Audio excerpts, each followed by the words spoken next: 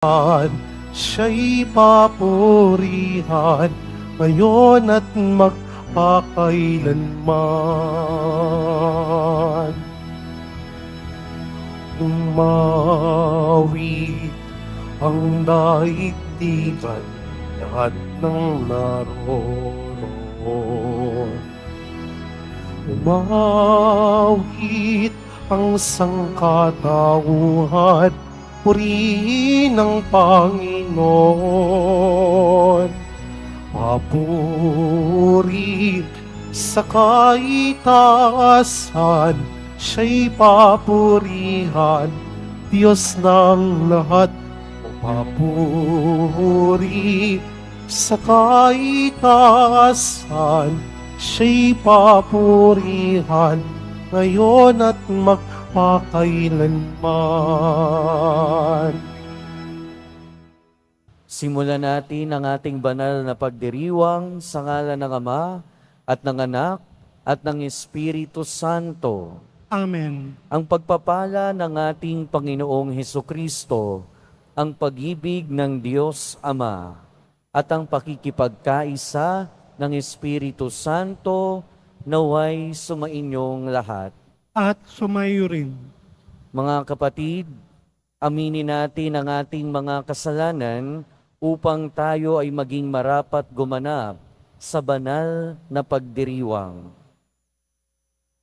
Inaamin ko Sa makapangyarihan Diyos at sa inyong mga kapatid, na lubha ako nagkasala sa isip, sa salita at sa gawa, at sa aking pagkukulang. Kaya isinasamo ko sa mahal na Biring Maria, sa lahat ng mga anghel at mga banal, at sa inyong mga kapatid, na ako'y panalangin sa Panginoong ating Diyos. Kaawaan tayo na makapangyarihang Diyos, patawarin tayo sa ating mga kasalanan at patnubayan tayo sa buhay na walang hanggan. Amen. Panginoon, kaawaan mo kami. Panginoon, kaawaan mo kami. Kristo, kaawaan mo kami. Kristo, kaawaan mo kami. Panginoon, kaawaan mo kami. Panginoon, kaawaan mo kami.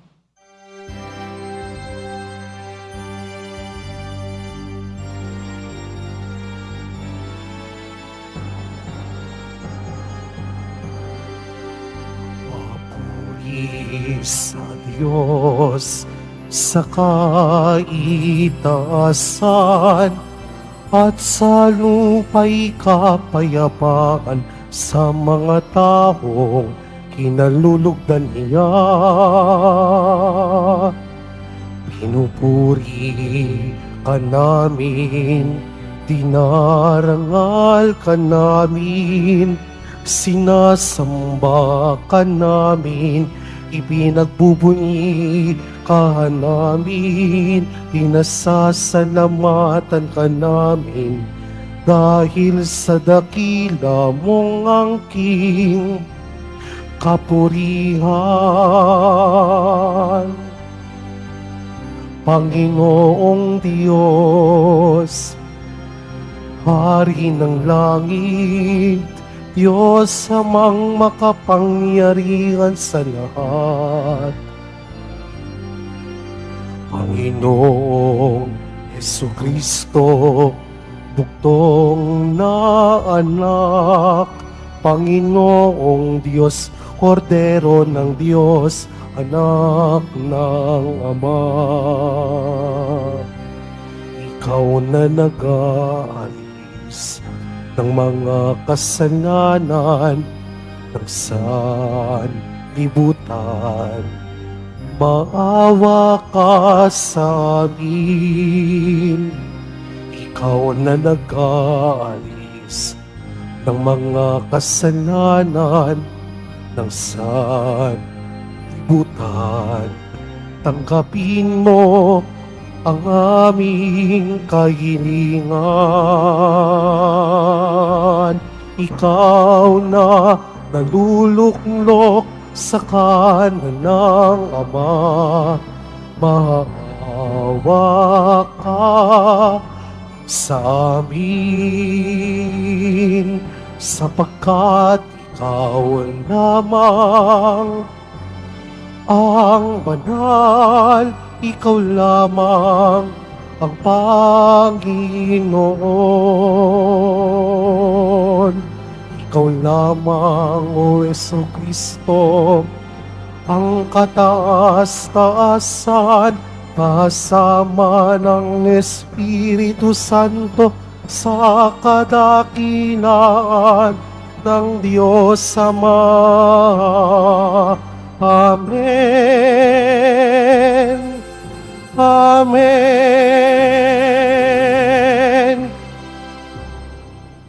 Manalangin tayo. Ama naming makapangyarihan, loobin mong aming maipagdiwang ang kapistahan ni Apostol Santo Tomas, upang matuwangan niya kami sa pagdalangin kami magkamit ng buhay sa ngalan ng kanyang kinikilalang Panginoon na si Jesucristo, kasama ng Espiritu Santo, magpasawalang hanggan. Amen. Magsiupo muna ang lahat. Pagbasa mula sa sulat ni Apostol San Pablo sa mga taga-Efeso. Mga kapatid, hindi na kayo dayuhan o taga-ibang bansa, kundi kababayan na mga hinirang ng Diyos at kabilang sa kanyang sambahayan. Kayo'y itinayo rin sa saligan ng mga apostol at mga propeta, na ang batong panulukan ay si Kristo Jesus. At sa pamamagitan niya, nagkakaugnay-ugnay ang bawat bahagi ng gusali at nagiging isang templong banal. Dahil din sa inyong pakikipag-isa sa Kanya, kayong may kasama nilang naging bahagi ng tahanan ng Diyos sa pamamagitan ng Espiritu. Ang salita ng Diyos. Salamat sa Diyos. Humayot dalhin sa tanan, mabuting balitang aral. Humayot dalhin sa tanan, mabuting balitang aral. Purihin ang poon, dapat na purihin ng lahat ng bansa. Siya ay purihin ng lahat ng tao sa balat ng lupa. Humayot dalhin sa tanan, mabuting balitang aral. Pagkat ang pag-ibig na ukol sa ati dakila at wagas, at ang katapatan niya'y walang wakas. Humayot dalhin sa tanan, mabuting balitang aral. Magsitayo na po ang lahat.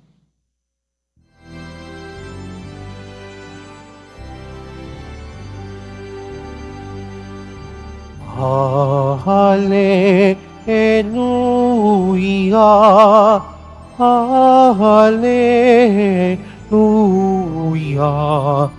Hallelujah. Hallelujah. Mapalad at maligaya ang sumasampalataya sa di nakita ng mata. Hallelujah. Hallelujah. Hallelujah. Hallelujah.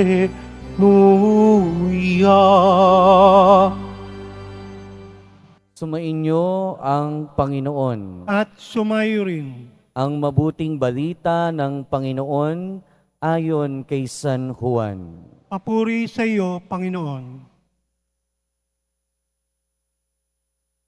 Si Tomas na tinuguri ang kambal, isa sa 12, ay hindi nila kasama nang dumating si Jesus. Kaya't sinabi sa kanya ng ibang alagad, "Nakita namin ang Panginoon." Sumagot si Tomas, "Hindi ako maniniwala hanggat hindi ko nakikita ang butas ng pako sa kanyang mga kamay, at naisusuot dito ang aking daliri, at hanggat hindi ko na ipapasok ang aking kamay sa kanyang tagiliran. Makalipas ang 8 araw, muling nagkatipon sa loob ng bahay ang mga alagad. Kasama na nila si Tomas. Nakapinid ang mga pinto, ngunit pumasok si Jesus at tumayo sa gitna nila. Sinabi niya, "Sumainyo ang kapayapaan." Saka sinabi kay Tomas, "Tingnan mo ang aking mga kamay at ilapit dito ang iyong mga daliri. Ipasok mo ang iyong kamay sa aking tagiliran. Huwag ka nang mag-alinlangan, maniwala ka na." Sumagot si Tomas, "Panginoon ko at Diyos ko." Sinabi sa kanya ni Jesus, "Naniniwala ka ba sapagkat nakita mo ako? Mapapalad ang mga naniniwala kahit hindi nila ako nakita." Ang mabuting balita ng Panginoon. Pinupuri ka namin, Panginoong Hesukristo.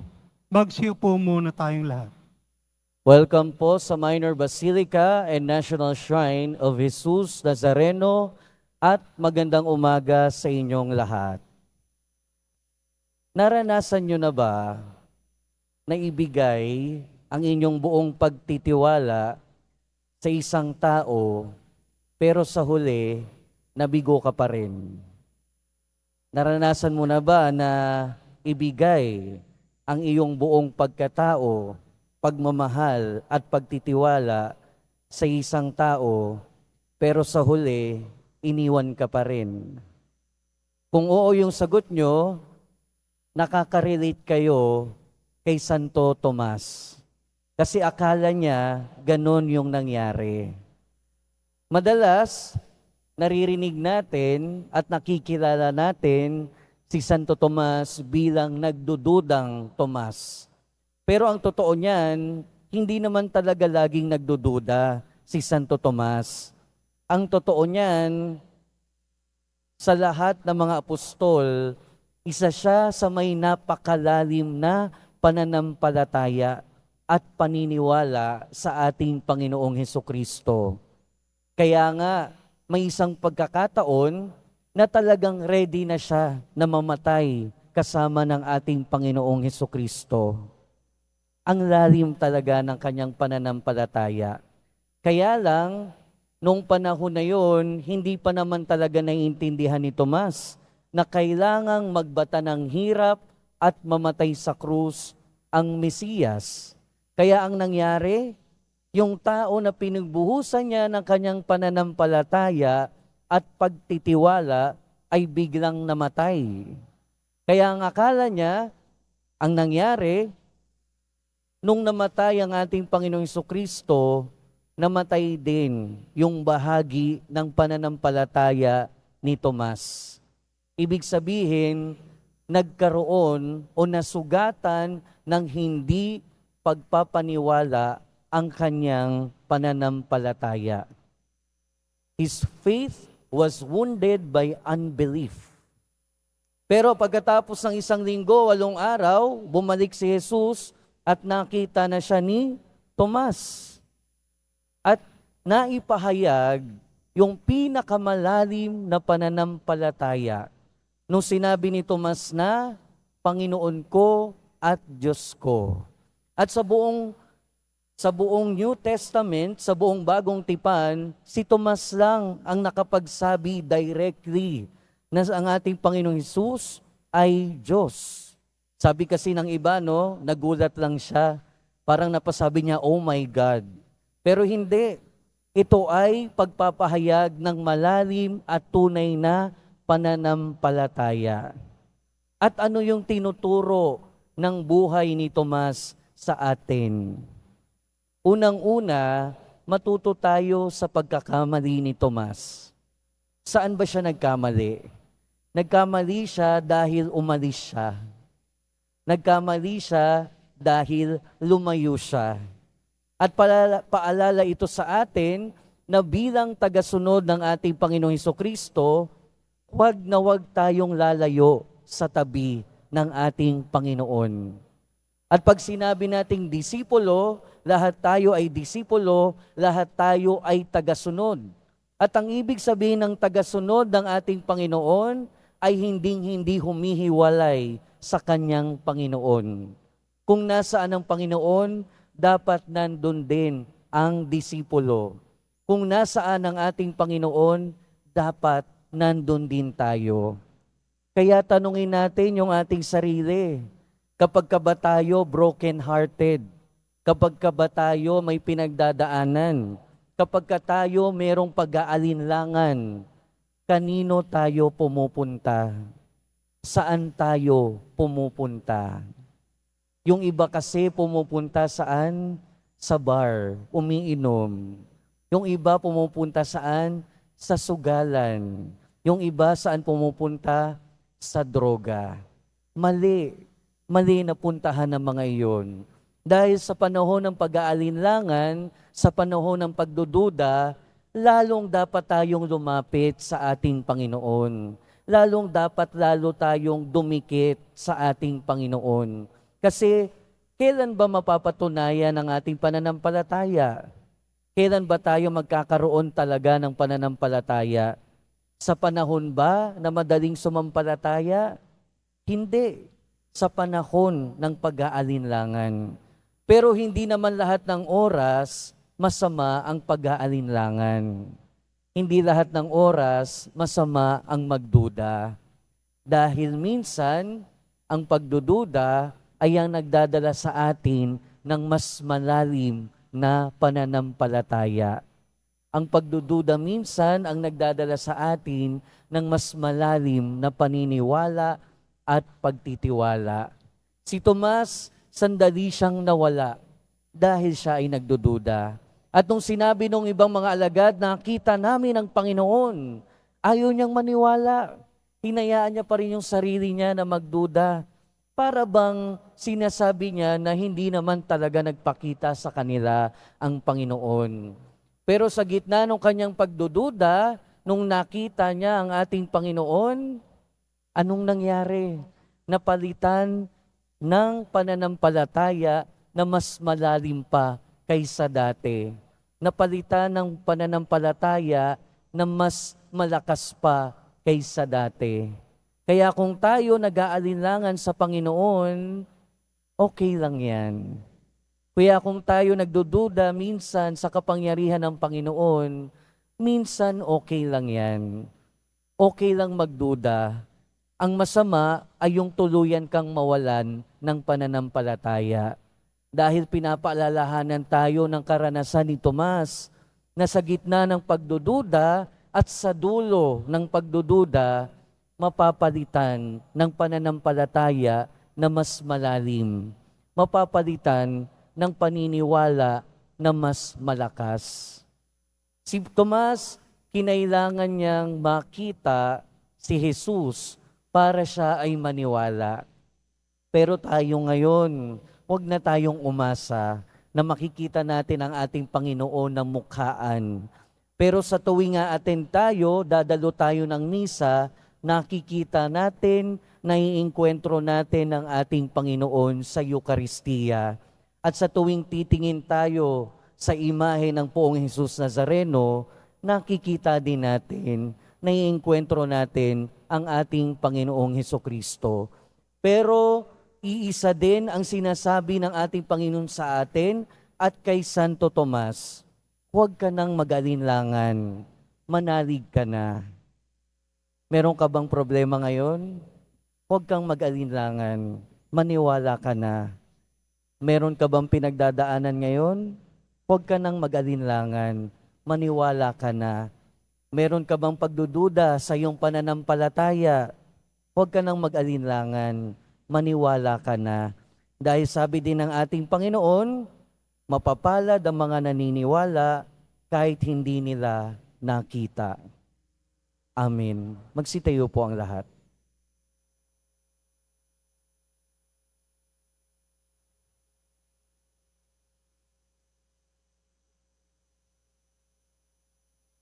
Minamahal kong mga kapatid, Tulungan mo kami sa aming kahinaan Bilang isang simbahan, naway hindi tayo magkulang sa pagpapahayag ng ating pananampalataya sa mga taong hindi sumasampalataya.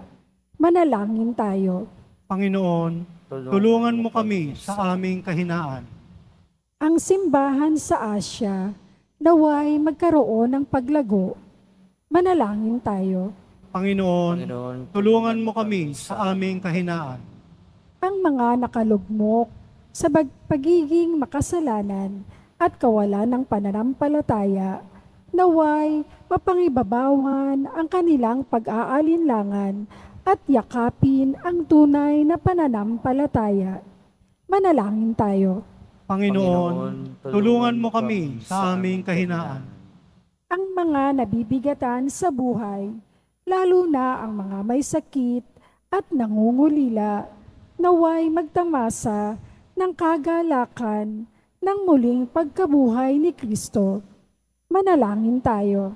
Panginoon, tulungan mo kami sa aming kahinaan. Ang mga namayapang tapat sa Panginoon, naway makabahagi sa kaluwalhatian ng buhay na walang hanggan. Manalangin tayo. Panginoon, tulungan mo kami sa aming kahinaan. Ama, sa pagluhog namin sa iyo ng aming mga kahilingan, palalimin mo ang aming pananampalataya upang tulad ni Santo Tomas, ibigin at sambahin namin ang iyong anak na nabubuhay at nagahari magpasawalang hanggan. Amen. Magsiupo muna ang lahat.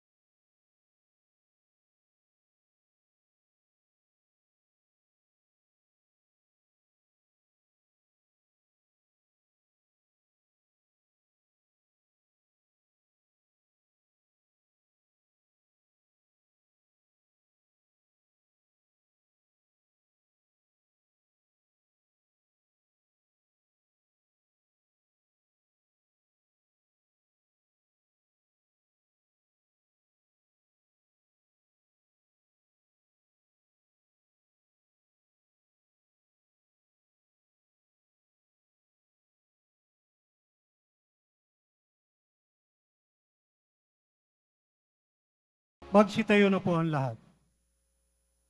Manalangin kayo mga kapatid upang ang paghahain natin ay kalugdan ng Diyos amang makapangyarihan. Tanggapin nawa ng Panginoon itong paghahain sa iyong mga kamay, sa kapurihan niya at karangalan, sa ating kapakinabangan at sa buong sambayan niyang banal. Ama naming lumikha, inihahain namin ang aming paglilingkod. Kalakip ang dalangin itaguyod mo ang iyong mga kaloob sa amin. Ngayong kami nagpapasalamat sa iyo kaysa ng pagpupuri ni Apostol Santo Tomas sa pamamagitan ni Hesukristo kasama ng Espiritu Santo magpasawalang hanggan. Amen. Sumainyo ang Panginoon. At sumayo rin. Itaas sa Diyos ang inyong puso at diwa. Itinaas na namin sa Panginoon. Pasalamatan natin ang Panginoong ating Diyos. Marapat na siya ay pasalamatan. Ama naming makapangyarihan, tunay ngang marapat na ikaw ay aming pasalamatan. Sa pamamagitan ni Hesukristo na aming Panginoon, itinatag niya ang iyong sambayanan at ang mga apostol ay saligat katuwang sa pagpapanatili ng iyong pagmamahal na di magwawakas kahit kailan. Kaming sambayanan mo dito sa daigdig ay katibayan ng pamumuhay sa langit. Kaming naririto ang tagapagpahiwatig sa pagkakaisa ng tanan sa iyong pag-ibig. Kaya kaysa ng mga anghel na nagsisiawit ng papuri sa iyo nang walang humpay sa kalangitan, kami nagbubunyi sa iyong kadakilaan. Santo, Santo, Santo Panginoong Diyos ng mga hukbo, napupunuan langit at lupa na kadakilaan mo, o sana sa kaitaasan. Pinagpala ang naparirito sa ngalan ng Panginoon, o sana sa kaitaasan. Magsilod po ang lahat. Ama naming banal, ikaw ang bukal ng tanang kabanalan. Kaya't sa pamamagitan ng iyong Espiritu, gawin mong banal ang kaloob na ito upang para sa amin maging katawan at dugo ng aming Panginoong Hesukristo. Bago niya pinagtiis ang kusang loob na maging handog, hinawakan niya ang tinapay, pinasalamatan kanya, pinaghati-hati niya iyon, iniabot sa kanyang mga alagad at sinabi, "Tanggapin ninyong lahat ito at kanin. Ito ang aking katawan na ihahandog para sa inyo."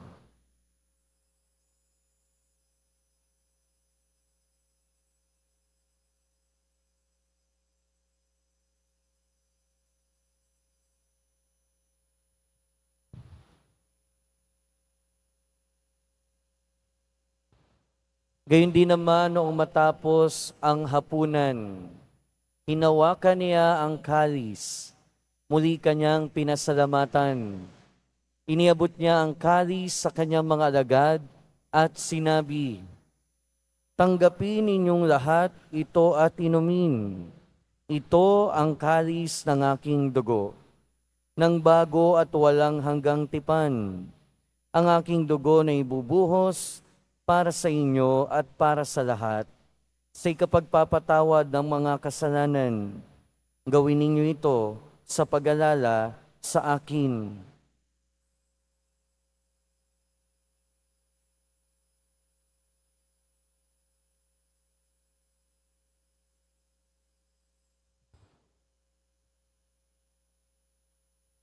Magsitayo na po ang lahat. Ipagbunyi natin ang misteryo ng pananampalataya. Si Kristo'y namatay, si Kristo'y nabuhay, si Kristo'y babalik sa wakas ng panahon. Ama, ginagawa namin ngayon ang pag-alala sa pagkamatay at muling pagkabuhay ng iyong anak. Kaya tiniaalay namin sa iyo ang tinapay na nagbibigay buhay at ang kalis na nagkakaloob ng kaligtasan. Kami nagpapasalamat dahil kami iyong minarapat na tumayo sa harap mo para maglingkod sa iyo. Isinasamo namin kaming magsasalo-salo sa katawan at dugo ni Kristo ay mabuklod sa pagkakaisa sa pamamagitan ng Espiritu Santo. Ama, lingapin mo ang iyong simbahang laganap sa buong daigdig. Puspusin mo kami sa pag-ibig kay San Francisco na aming Santo Papa at ni Jose na aming Obispo at ng Tanang Kaparian. Alalahanin mo rin ang mga kapatid naming nahimlay nang may pag-asang sila'y muling mabubuhay, gayon din ang lahat ng mga pumanaw, lalo na si Hernando. Kaawaan mo sila at patuloyin sa iyong kaliwanagan. Kaawaan mo at pagindapating kaming lahat na makasalo sa iyong buhay na walang wakas. Kaysa ng mahal na Birheng Maria na Ina ng Diyos, ng kabiyak ng puso niya si San Jose, kaysa ng mga apostol ni San Juan Bautista at ng lahat ng mga banal na namuhay dito sa daigdig ng kalugod-lugod sa iyo. Maipagdiwang nawa namin ang pagpupuri sa ikararangal mo sa pamamagitan ng iyong anak na aming Panginoong Hesukristo.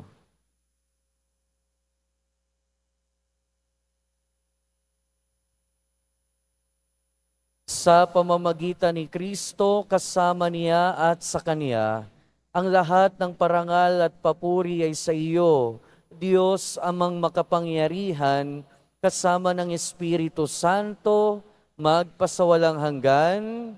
Amen. sa tagubili ng mga nakagagaling na utos at turo ni Jesus na Panginoon natin at Diyos, ipahayag natin ng lakas loob.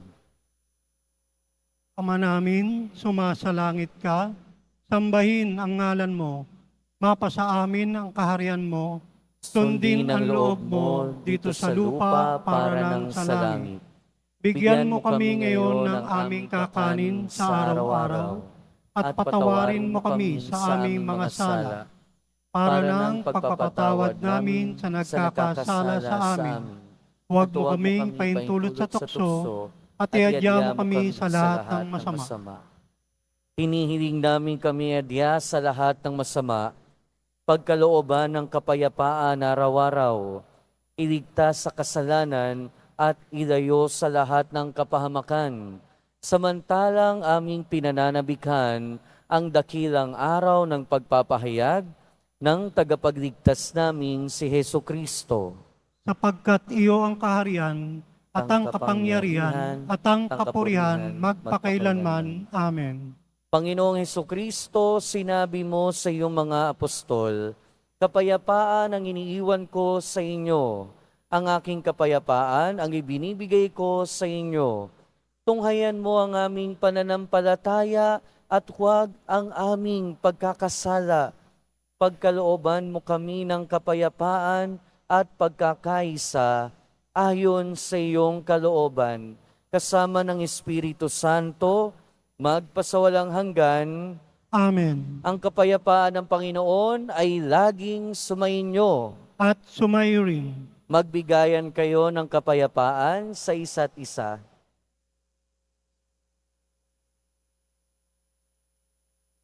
Kordero ng Diyos na nag-aalis ng mga kasalanan ng sanlibutan, maawa ka sa amin. Kordero ng Diyos na nag-aalis ng mga kasalanan ng sanlibutan, maawa ka sa amin. Kordero ng Diyos na nag-aalis ng mga kasalanan ng sanlibutan, ipagkaloob sa amin ang kapayapaan. Magsiluhod po ang lahat.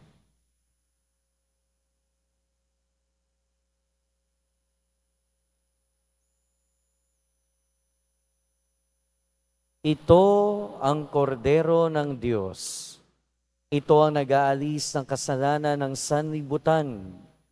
Mapalad ang mga inaanyayahan sa kanyang piging. Panginoon, hindi ako karapat-dapat na magpatuloy sa iyo, ngunit sa isang salita mo lamang ay gagaling na ako.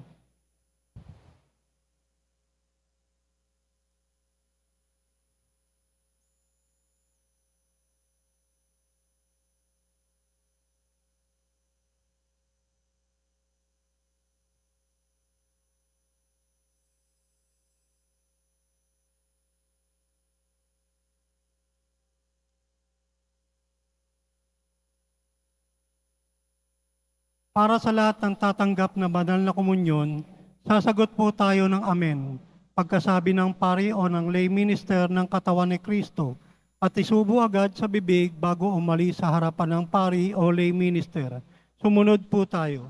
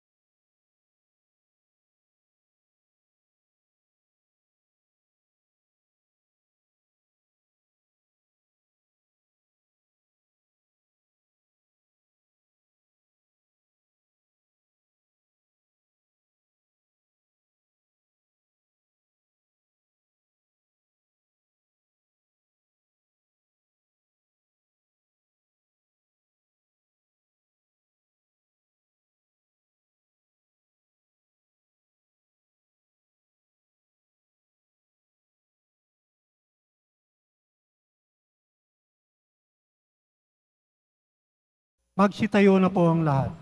Manalangin tayo.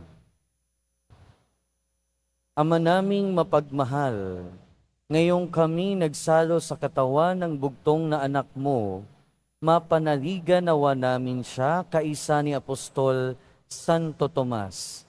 Maipahayag nawa namin siya'y Panginoon at Diyos sa pamumuhay namin at tapat na paglilingkod. Sa pamamagitan niya, kasama ng Espiritu Santo, magpasawalang hanggan. Amen. Sumayin niyo ang Panginoon. At sumayo rin. Magsiyoko kayo habang iginagawad ang pagbabasbas. Ang Diyos na nagtayo ng simbahang nasasalig sa mga apostol ay magawad nawa sa inyo ng pagpapala bilang tugon sa mga panalangin ni Apostol Santo Tomas, ngayon at magpasawalang hanggan. Amen. Ang Diyos nawa ay siyang magbunsod sa inyo para tularan ang halimbawa ng mga apostol upang inyong mapatunayan sa lahat ang inyong katapatan sa Kanya ngayon at magpasawalang hanggan. Amen. Ang aral ng mga apostol ay magpatatag nawa sa inyong pananampalataya. Ang kanilang mga panalangin ay magbunga nawa ng inyong pagsapit sa tahanang tunay at walang hanggan. Amen. At pagpalain kayo ng makapangyarihan at papagmahal na Diyos, ng Ama at ng Anak at ng Espiritu Santo. Amen. Tapos na ang misa, humayo kayong taglayang kapayapaan at pag-ibig ng Poong Jesus Nazareno. Salamat sa Diyos.